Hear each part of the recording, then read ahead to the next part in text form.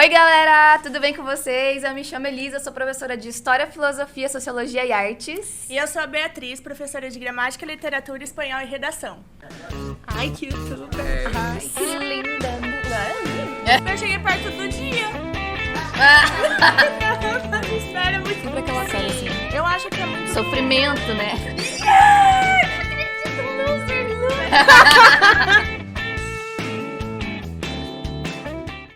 E nós estamos aqui hoje, olha só, gente, a evolução, olha onde a gente tá, ai, que incrível. Então a gente tá aqui nos estúdios da Conduta Filmes, nós estamos aqui com o pai da nossa produtora, que é a Gisele Giovana, pra quem não conhece, tá sempre andando com a gente. O pai dela aqui, que é o dono Fábio, vou falar de novo, porque ele falou que eu não podia chamar ele assim, mas eu chamo ele assim, porque agora ele não pode me bater. E se vocês precisarem algum dia vir gravar um podcast, vir gravar vídeo, enfim, o que vocês precisarem, é incrível, gente. Uma estrutura super profissional, a gente tá se sentindo tipo estrela, sabe? Tem um camarim, um ambiente super bonito, cheiroso. Nós fizemos um making off, a gente vai mostrar tudo pra vocês, certinho, cada detalhe, cada coisa muito legal. E o dono Fábio é muito simpático, é muito gente boa, deixa a gente muito à vontade, que a gente pode comer todas as coisas enquanto a gente conversa. Inclusive, a gente vai marcar ele lá no Instagram do Bializando, então acompanha a gente por lá nos stories, que tem também os bastidores, o making off, tá bem legal. Exato! Bom, o tema que nós escolhemos para falar hoje com vocês é a adaptação. E nós vamos falar de uma parte bem específica da adaptação, que é a adaptação de livros para séries e filmes. Então, seria a chamada adaptação cinematográfica. E aí, eu te pergunto, Elisa, o que é adaptação? Eu não faço a menor ideia. Eu sei que adaptação é uma coisa muito legal que sempre dá treta, porque sempre tem aquela pessoa muito bacana que vai no cinema assistir e fica assim, ai, mas essa parte não é igual no livro. Isso acontece justamente porque a adaptação nada mais é do que uma releitura da obra original. E, como toda releitura, ela passa pelo processo de interpretação de quem vai fazer essa adaptação. Mas a adaptação nada mais é do que uma interpretação. Então, a pessoa que leu achou aquilo relevante ou não para a história. E isso se torna muito mais difícil quando você vai mudar de gênero textual. Então, eu tenho um texto, um livro, um romance, passo para o cinema ou passo para a série.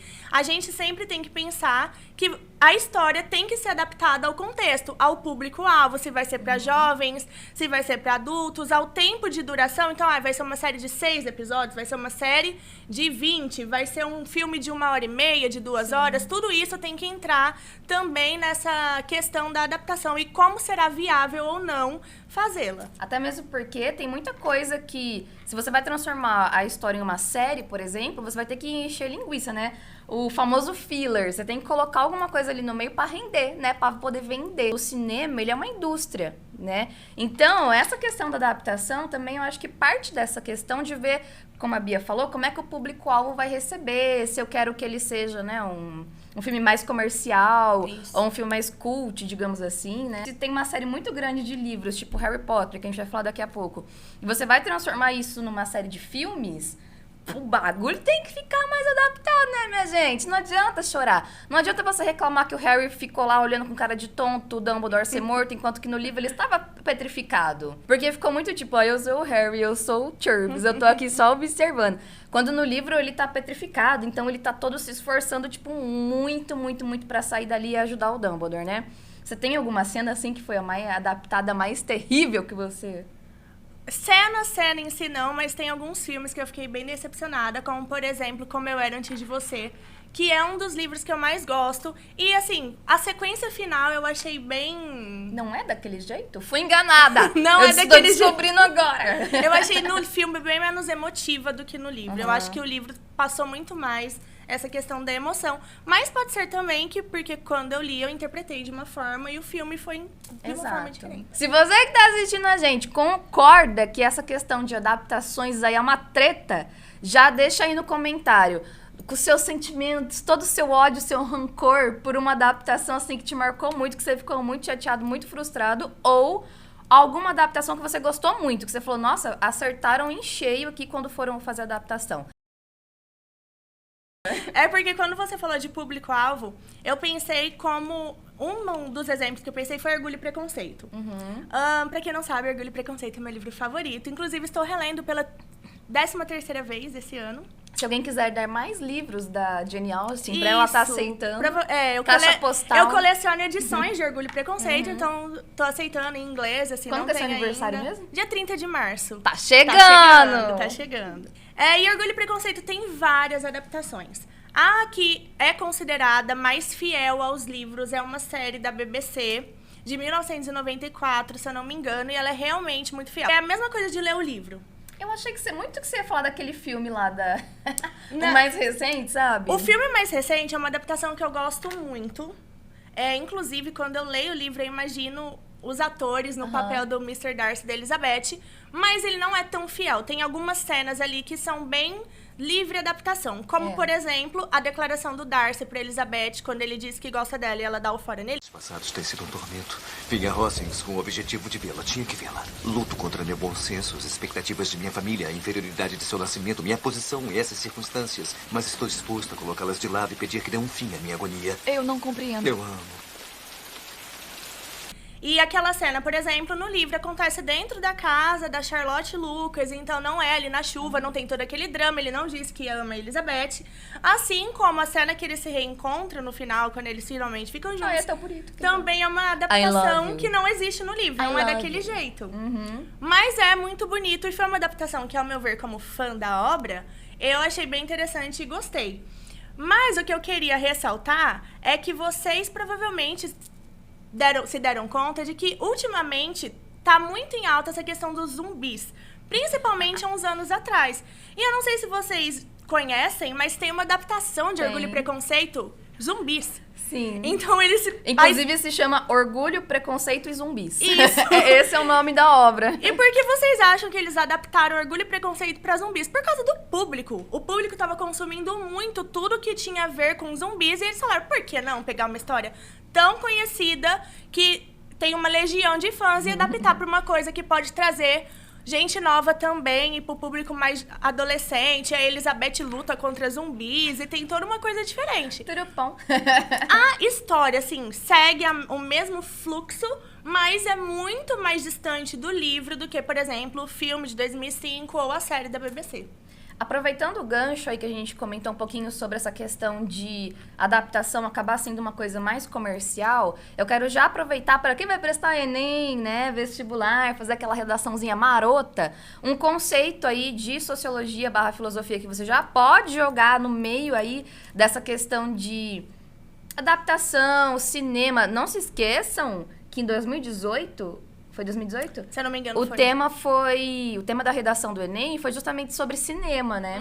E a galera ficou tipo, oh, meu Deus, eu não sei o que eu escrevo. Então já fica uma dica, porque às vezes o assunto pode ser improvável. O tema, né, o conceito que eu quero passar aqui é o conceito de indústria cultural. Ele foi desenvolvido na escola de Frankfurt, né, pelo Adorno Horkheimer. E a ideia de que, nos dias de hoje, algumas coisas que foram feitas para serem assim... mais intelectuais, digamos assim, nos trazer uma evolução assim na nossa mente. A gente lê um livro e fala, nossa, eu tô muito mais inteligente agora. A gente vê uma obra de arte e fala, caramba, né, essa obra de arte me abriu assim. Eles dizem que hoje em dia, como tudo isso está sendo usado para comercializar, que a gente acaba perdendo essa funcionalidade da arte. Então, tanto os filmes, né, como a reprodução de coisa para vender mesmo, né? A gente acaba focando nesse lado e esquece um pouco da questão do conhecimento, né? Eles falam que as obras, elas perdem a aura mágica, que é o que acontece em algumas das adaptações aqui, né? Por exemplo, no próprio Orgulho e Preconceito, porque tem algumas adaptações que eu já vi mais antigas que eu não gostei muito. Eu achei que ficou muito, sei lá... muito comercial mesmo. Tipo esse do zumbi. Sim. Qual é a evolução, né? Tá certo, que a gente também gosta de ver uma coisa assim, pra relaxar, pra ser engraçado. Mas você pegar uma obra do peso que é a Jane Austen, né? E aí transformar ela em zumbis. E eu acho muito legal também lembrar que esse filme / livro em específico, ele fala muito sobre a questão do papel da mulher na sociedade. E dessa diferença de classes, né? De você ser uma pessoa pobre, não poder casar com uma pessoa rica. E do fato da mulher, ela praticamente servir para fazer essa negociação comercial que é o casamento, né? Tanto que a Elizabeth, ela é muito contra isso, né? E se a gente parar pra pensar, nos dias de hoje isso ainda é um tema muito atual, né? Ainda mais no momento em que a gente tá tendo muita discussão sobre isso, né? A liberdade da mulher, a escolha de casar ou não. Então é interessante que essas adaptações, elas acompanhem também essas discussões sociais, né? Em que a gente tá vivendo no momento. Sim. Tudo bom. Então, a nossa diretora nos obrigou a falar sobre Crepúsculo. Então, vamos falar sobre Crepúsculo. Pode falar, Beatriz. Bom, pra quem não conhece, Eu vou comer um Crepúsculo docer. foi uma franquia e uma série de livros muito famosa. Lá pra 2018, tava na 8ª série, quando eu li a primeira vez. 2018 não, 2008. Nossa! 2008, eu tava na 8ª série. Eu acho que alguns detalhes a gente não precisa mas falar. enfim. E foi também um período em que saíram muitas coisas de vampiro. O que entra no que a gente tava falando, da vibe do momento, né? E Tem hora que é zumbi, tem hora que é vampiro, Isso. as adaptações vão seguindo isso aí também. E Crepúsculo é conhecido justamente por ser uma péssima adaptação dos livros. Tanto pela escolha do elenco, não querendo julgar Robert Pattinson nem Kristen Stewart. Inclusive, o jogo virou, porque ela foi indicada ao Oscar esse ano. Mas- E ele tá cotado pra ser o melhor Batman de todos. Nossa, Mas Enfim. eu acredito que seja muito pelo roteiro. O roteiro do filme era bem fraco, se a gente for olhar. é porque a Kristen, hoje em dia, os filmes que ela faz, eu fico tipo, nossa, ela é uma ótima atriz. Mas ela como Bella era sempre aquela cara assim, eu acho que é muito sofrimento, né? do roteiro mesmo. Os livros são livros infanto-juvenis, então claro que tem uma linguagem, uma história mais simples e é uma história de amor já bem batida, mas são bons livros, tá? Eu gosto. Elisa não gosta, eu gosto, mas os filmes... Um detalhe é que eu tenho todos. Eu tenho propriedade pra falar. Então, Crepúsculo, eu acredito que seja uma franquia aí, uma série, uma adaptação que a gente pode ver como uma adaptação mais negativa com relação aos livros, mas comenta aqui se você gosta de Crepúsculo e por que você gosta, o que você acha dos filmes. Mas muito comercial. Os É livros muito eu acho comercial. bons, mas os filmes eu acho muito comerciais mesmo. Então é uma coisa que continua fazendo muito sucesso, porque ano passado lançou um novo filme, né, que é um novo livro, que é O Sol da Meia-Noite, que é a história de Crepúsculo pelo ponto de vista do Edward. Já tinha sido prometida há muito tempo, só que ela demorou muito pra lançar. E assim, ela lançou no passado e bateu recorde de venda. Assim, um muito famoso entre os não adolescentes, as pessoas da nossa idade, que eram adolescentes na época. Ai, amiga. Então é uma coisa que continua ainda aí em... Tá bom, fazendo né? sucesso, A galera tá Eu lendo, acredito né? que se talvez lançassem um novo filme, faria sucesso de novo. Mas aí já não dá pra usar os mesmos atores, porque a briga ali foi legal. A gente vai falar agora de um que eu nunca sei pronunciar, Bridgerton. Que a gente já falou anteriormente, então vai aparecer aqui em algum lugar que eu não sei onde, se não aparecer aqui, vai estar lá embaixo, lá na parte de escrever. Que, como chama a parte de escrever embaixo do canal, do vídeo? Box de informações? Eu não sei, como é que chama? Produção? Na descrição do vídeo, obrigada. Vai estar lá o link do nosso outro vídeo que a gente já analisou um pouco Bridgerton. É legal. A única referência que eu tenho da história é da série. Apesar de que no final eu achei um pouquinho apeleira também, assim, um pouco, né? A relação dos dois ali eu achei um pouco forçada. O que você acha, você que leu o livro? A gente falou justamente sobre isso no nosso vídeo de análise. É cuidar com o pezinho que eu tô virando. Que eles apelaram mesmo algumas coisas, ficou bem comercial, mas a história em si eu achei muito bem contada. Eu só acho que uma coisa que quebrou muito a vibe da história, da adaptação pra série, que é o grande tcharam do livro, é quem é a fofoqueira do rolê. Que na série eles contaram no último capítulo da primeira temporada, e no livro isso só vai acontecer no último livro da série. Eu fiquei pensando nisso, porque no final das contas, a coisa mais legal era a gente tentar descobrir quem que era, como que é o nome dela mesmo? A Whistleton, né? Lady Whistleton.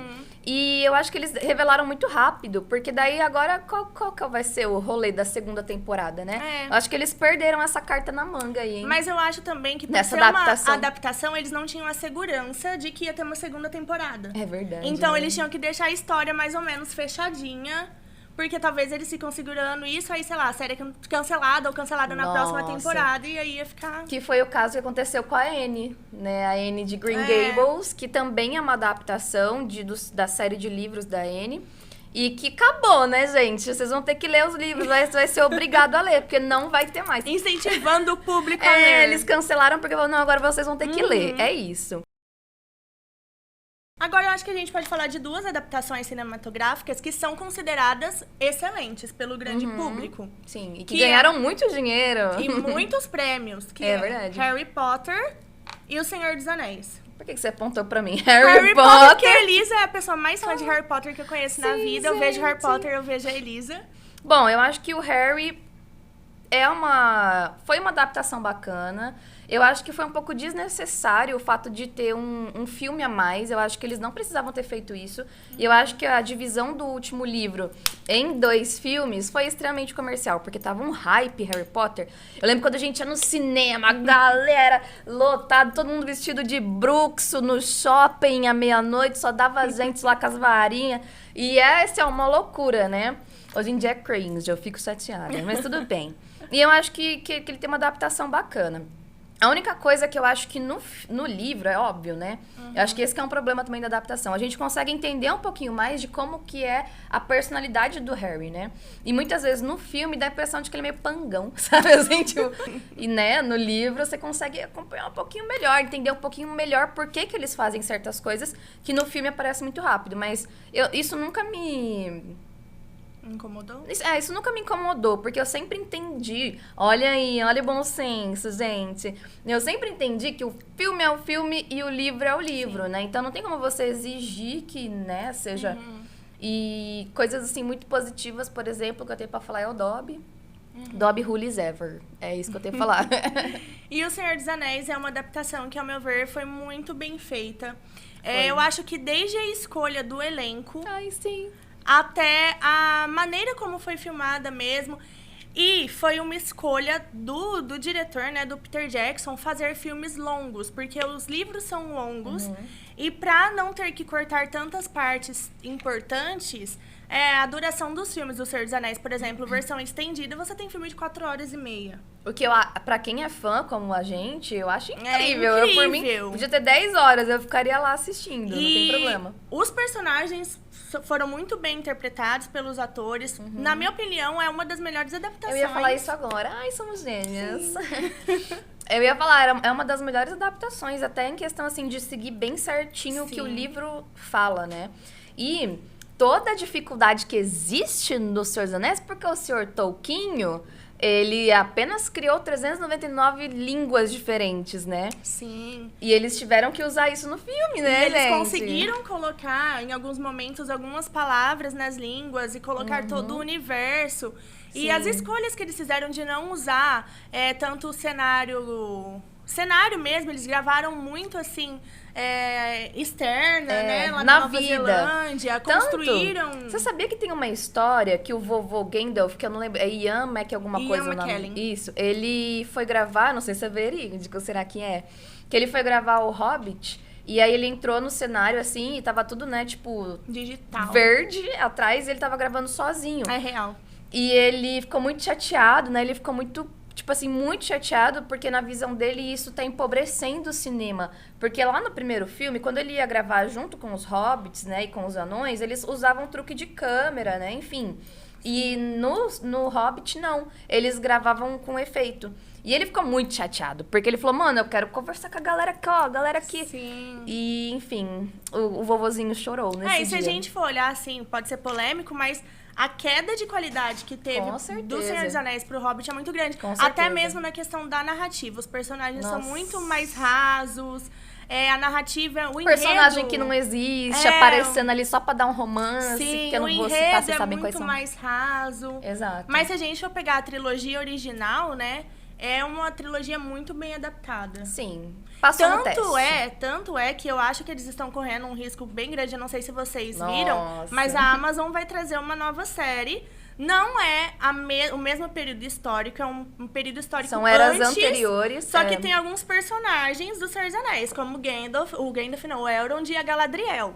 E assim, acho um rolê bem perigoso colocar novos atores pra interpretar esses personagens, porque a interpretação da Kate Blanchett e do Hugo Weaving é muito marcante. Nossa, eu não sabia o nome do cara. Parabéns, Eu sou meio amiga. Eu sou meio fã. Sou meio fã. Pelo trailer, a galera já não gostou nem do visual, assim, parece qualquer coisa menos o Senhor dos Anéis. Então, talvez seja muito cedo pra trazer uma adaptação Eu do não Senhor dos sei, Anéis. eu não sei. A Por gente ser é uma chato. boa adaptação. Né? Eu Também acho. tem isso. É isso, porque quando a gente tem um negócio que é muito bom, o primeiro é muito bom, normalmente as sequências tendem a decepcionar. E eu sou uma pessoa que eu odeio, e eu odeio adaptação de desenho pra live action. É só frustração. É uma frustração atrás de frustração. Sim. A única Dália que eu... e Aladdin. Nossa, Aladdin, eu nem assisti. Eu vi algumas coisas na internet. Não eu fiquei perdeu tipo, nada, amiga. Não assisto, não. Eu gosto do Aladdin que tá aqui na minha cabeça. E aí eu acho que a gente pode pegar esse gancho pra falar do último que a gente marcou aqui pra conversar com vocês, que é o Rei Leão. Bom, não sei se vocês sabem, mas Rei Leão é uma história de 1994, o ano que eu nasci. E, inclusive, eu acho que é um dos filmes que eu mais vi na minha vida inteira. Eu era, assim, fanática, fissurada. Eles já sabem, eu tenho o ursinho do Rei Leão, o quadrinho do Rei Leão. Tem uma foto dela, depois a produção vai colocar aí se ela achar pra digitalizar. E o Rei Leão foi, assim, além de ser um dos filmes mais famosos da Disney, tanto pelo enredo mesmo, não sei se vocês sabem que é uma adaptação de Shakespeare. Olha só! Plot twist! Você sabia disso? Trazendo clássicos da literatura pra garotada. E qual é o livro, Elisa? Eu tô comendo. Hamlet. É uma adaptação de Hamlet que eles fizeram assim. Foi uma livre adaptação, porque eles tiraram de seres humanos, colocaram pra animais totalmente no meio livre, da savana né? africana. Pumba, Timão e Pumba. Mas o enredo Eu tenho que falar é uma coisa o depois. mesmo. Hamlet, ele se baseia na história de sucessão de tronos, né? É guerra de poder, é um querendo roubar o trono do outro, e aí o herdeiro não se sente bom o suficiente pra herdar o isso, trono. fica vendo o fantasma do pai, e aí Isso. é que nem o Simba aparecendo nas nuvens, mas aí não é a nuvem e não é o leão, é um fantasma de gente. Mas a Rei Leão é mais legal, eu acho. Enfim, aí tem aquela cena que todo mundo chora, né? Porque a essência do Hamlet é essa. Se a gente soubesse antes que era uma adaptação do Hamlet, a gente já se preparava. Mas a gente não sabia. Então todo mundo começou a chorar localmente quando o Mufasa morreu, na verdade. E todo o filme é justamente a construção do herói. É um personagem que inicialmente é muito comum, você não dá nada por ele, mas que Harry Potter, Frodo. Isso, um grande exemplo pra mim é o Luke Skywalker de Star Wars. É aquele personagem que no começo você não dá nada, ele não tem nenhuma capacidade pra fazer grandes feitos, mas a vida leva ele a ir superando adversidades até que quando ele chega no final e você compara o personagem do final com o personagem do começo, eles não têm mais nada a ver além da essência boa. A essência permanece a mesma, mas ele evolui. Uma cena que marca muito essa questão da construção do herói, que é quando o Luke começa a jornada, é logo no primeiro filme, na Nova Esperança, quando ele chega lá e os tios dele morreram e a casa dele tá destruída, que ele sobe no morrinho, vem o sol, toca a música dele, vem o ventinho no cabelo. Aquilo tá transformando o Luke em herói. E isso a gente acompanha em várias narrativas. Todas essas que a gente citou, que a Elisa falou, por exemplo, do Harry Potter, do Frodo, do Bilbo, tem essa questão. E no Rei Leão tem todo esse crescimento do Simba. Que no começo ele é medroso, ele tem medo, ele acha E ele que é não meio arrogantezinho também, Sim. né? Aquela musiquinha, ai, gente, assistam. Suas crianças novas, vai assistir Rei Leão da Disney. Aquela musiquinha que ele fala, o que eu quero mais é ser rei. Ele é mó tipo assim, eu vou ser rei mesmo, então não tô nem aí. Ele é assim. E aí, no final, ele muda completamente. Ele se torna um rei justo. E aí a gente fica pensando, bom, ele precisava passar por tudo isso, porque senão ele ia ser um péssimo rei. Vocês sabiam? Você sabia, Beatrice, que o Timão e o Pumba, principalmente no caso do Timão, eles são baseados numa vertente filosófica do helenismo? Eu sabia, mas eu não sabia o que eu sabia. Eles são baseados numa vertente da filosofia pós-clássica ali, que é quando o Alexandre o Grande invade a Grécia. E a galera tá tipo, eu não vou poder participar de nada mesmo, então pra que me preocupar com a vida? Então é a filosofia do não se preocupa não, aceita que dói menos. E uma dessas vertentes tem um filósofo que se chama Timon, que no caso, né, ó. E a ideia dele é mais ou menos assim... a gente não vai poder mudar nada, então vive a vida, seja feliz, que no fundo é o quê? O Hakuna Matata. Hakuna Matata, tá bom? Então só pra você que não sabia... Se o mundo vira as costas pra você, você vira as vira costas pro mundo e vive sua vida. Exatamente. Vai comer uns insetos, vai ficar Exato. bebendo uma aguinha lá, relaxando. Nadando na lagoa. Cantando. E Exato. Quando o mundo vira as costas pra você, você vira as costas para o mundo. Mas não foi isso que me ensinaram. Então talvez precise de uma nova lição. Repita comigo. Hakuna Matata. O quê? Hakuna Matata! Então, espero que vocês tenham gostado da nossa análise de hoje em relação às adaptações. Isso. Não se esqueçam de seguir o Conduta Filmes, tanto no Instagram, tem um site também. E tem um canal no YouTube do Matraca Podcast, que também é o do dono mesmo pai. dono do estúdio. Então sigam lá, que talvez, quem sabe, a gente apareça por lá também. Pode ser um spoiler, não sei. Ouvi boatos. Enfim, galera, muito obrigado por ter assistido. Não esquece de deixar o seu like, compartilhar com quem você acredita que vai gostar do nosso conteúdo, ajuda a gente a crescer. E também nos comentários, sugestões do que vocês querem que a gente converse, nossa pequena conversinha, vamos conversar aqui com vocês. Isso, Okay? não se esqueçam de seguir a gente no Instagram também, Bializando. Lá a gente traz um pouco mais de conteúdo mesmo, Isso. das áreas de filosofia, sociologia, artes, história e todas as áreas do português e do espanhol. Então sigam a gente lá também, que os vídeos são mais curtinhos, de até 3 minutos. Tem também Exato. stories, bastidores, enfim, é um conteúdo bem interessante. E a gente fazendo os nossos alunos passarem vergonha, que é a parte mais legal. Mais legal. Muito obrigada, um beijo, até! Até!